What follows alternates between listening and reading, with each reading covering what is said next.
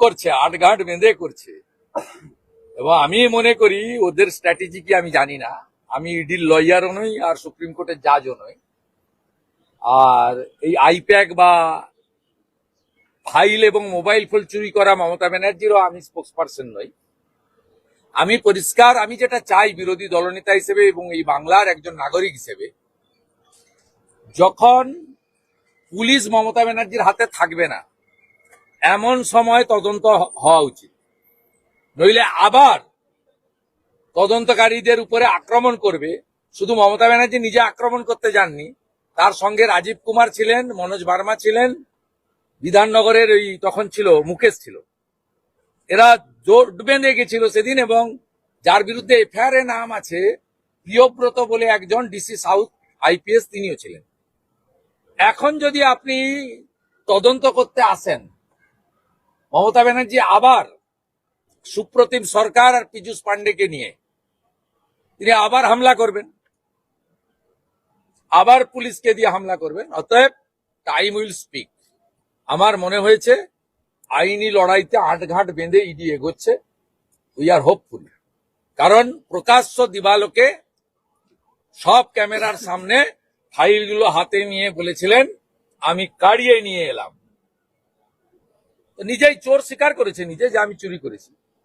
অতএব আজকে যদি আমার বাড়িতে 3 বার সিআইডি পাঠিয়েছে, আমি বাড়িতে থাকি না, আমার বাবা মা আমাকে চা বিস্কুট খাইয়েছে, ফিতা নিয়ে গেছিল মাপতেও দিয়েছে, তা আমি যদি সিআইডির অফিসারকে চাঁটি মারতাম তাহলে আমি কি বাইরে থাকতাম? এ দেশের আইন সবার জন্য সমান, এক যাত্রায় পৃথক ফল হতে পারে না। অন্য লোকের ক্ষেত্রে যা হয়েছে, যেমন শাহজাহান ইডির উপর হামলা করেছে, জেলে পড়ছে, মমতা ব্যানার্জিকেও একইভাবে আইনের আওতায় আনা উচিত।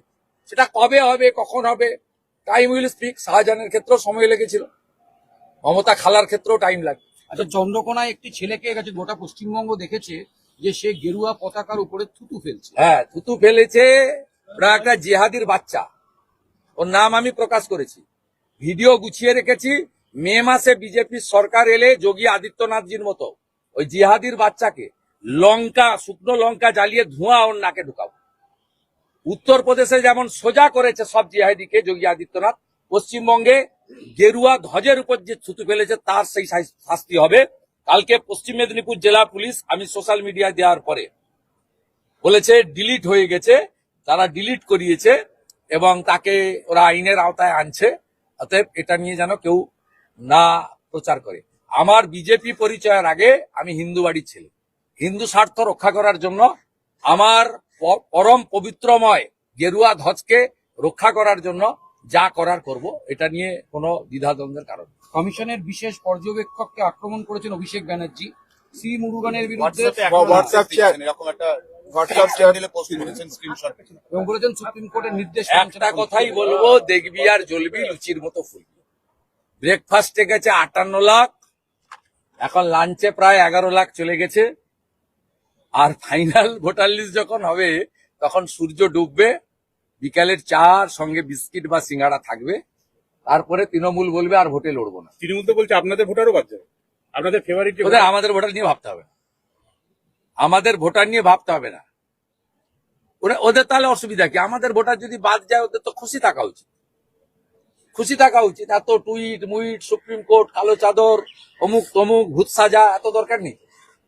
প্রত্যেকদিন চিৎকার চেঁচামেচি করছেন নবান্নতে বসে, এত কিছু করার দরকার নেই। পায়ে কাঁটা ফুটলে যেমন লাফায় ঠিক সেইভাবে লাফাচ্ছেন কেন?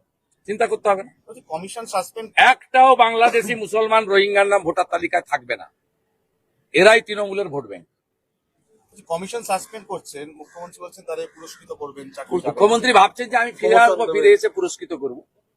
বিহারে 432 জন বিএলও এবং এইআরও জেলে আছেন, বেল পায়নি।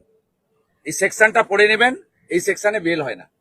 যাদের এফআইআর করেছে তাদেরকে অ্যান্টিসিপেটরি বেল চাইতে হবে, অ্যান্টিসিপেটরি বেল চাইলে এই সেকশনে বেল হয় না, সেকশন 32। হ্যাঁ, এতে বেল হয় না, পরিষ্কার কথা। বিহারে যারা এসআইআর এর সময় 2 নম্বরই করেছিল, এমন 432 বিএলও এইআরও জেলের মধ্যে আছে টিল নাও। ভদ্রভাবে কাজ করুন। এখন বলছেন ওনারা বলেছেন তাই করেছে, কে বলেছে সেটা জানিয়ে দিন ইলেকশন কমিশন, দিয়ে বলুন আমাদের ক্ষমা করুন। বলতে তো হবে। ডিএম যদি অরবিন্দ মিনা বলে থাকে তার নাম বলতে হবে। ক্যানিং এর ভিডিওকে, এই আর ওকে। আর অরবিন্দ মিনাকে বলতে হবে আমাকে নন্দিনী চক্রবর্তী বলেছে, নন্দিনী চক্রবর্তীকে বলতে হবে আমাকে মমতা ব্যানার্জি বলেছে। বলতেই তো হবে, যতক্ষণ না বলছে ছাড়ার কোনো জায়গা নেই। হুমায়ুন কবির আজকে দুরকম কথা বলেছে, বলেছে তার কাছে আরাবুল গিয়েছিল, উনি আরাবুলকে বলেছেন আগে জয়েন করুন।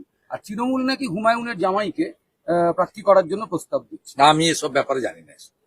আমার জানার দরকার নেই। আমার একটাই কাজ এবং প্রার্থনা, বিজেপি সরকার হবে, বাবরের নাম মুছবো, আচ্ছা, আরেকটা হিন্দি জনগণই আবার বাবরের নাম মুছে দেবো। সুজিত, একটা লাস্ট প্রশ্ন। কোনো বাবরের নাম কোথাও লেখা থাকবে না পশ্চিমবঙ্গে, পরিষ্কার কথা। শুধু বাবর নয়, আকবরের নাম, শাহজাহানের নাম, জাহাঙ্গীরের নাম, হুমায়ুনের নামও থাকবে না। এরা মোগল পাঠান, এরা এসেছিল মন্দির ভাঙতে, মা বোনের ইজ্জত দিতে, হিন্দুদেরকে মুসলিম ধর্মে কনভার্ট করতে। এদের নাম নিশান বিজেপি আসার পরে রাখতে দেবো।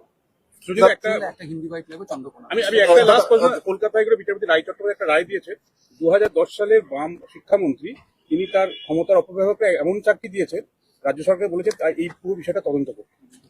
পার্থ দেব বা সুদর্শন রায়চৌধুরী কেউ একটা ছিলেন এবং সেক্রেটারিয়েটে চাকরি দিয়েছেন এডুকেশন ডিপার্টমেন্টে। আপনারা যখন সেই 2000 ক্ষমতা তাও রাখেন। থাকলে হবে, তদন্ত করবে। কিন্তু রাজ্য সরকারের তদন্ত, তারা তো সিপিএম এর বিরুদ্ধে তদন্ত করবে কিনা আমার সন্দেহ আছে। সিপিএম কে বাজারে ছেড়ে রাখলে, আমাকে 106 বার হাইকোর্টে যেতে হয়েছে। সিপিএম এর কোনো মিছিল মিটিং এর জন্য কোথাও বাধা দেয় না। বরঞ্চ আপনারা নিজেরাই আরজিকর আন্দোলনে দেখেছেন, লালবাজার অভিযানের সময় পুলিশ জলের বোতল দিয়েছে, আর যখন জুনিয়র ডাক্তাররা গেছে বা নবান্নতে আমরা যাওয়ার চেষ্টা করেছি আমাদেরকে লাঠি মেরেছে, অভয়ার মাকেও মেরেছে।